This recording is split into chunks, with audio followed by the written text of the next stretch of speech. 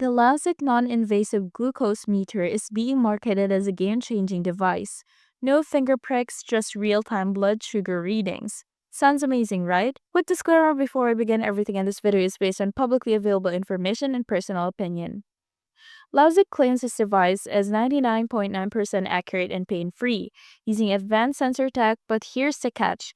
There is no Trustpilot page for it, and independent reviews are basically non-existent. Plus, some red flags have been raised about the company's marketing tactics, like stock images in place of real medical endorsements and exaggerated promises.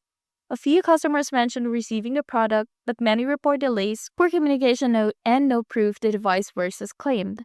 Right now, Laozik feels more like a marketing gimmick than a legit breakthrough.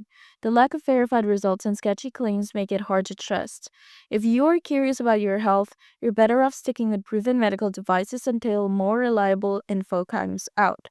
Have you tried the Laozik meter? Drop your experience in the comments. And if you're into honest product reviews, stick around, we've got more coming.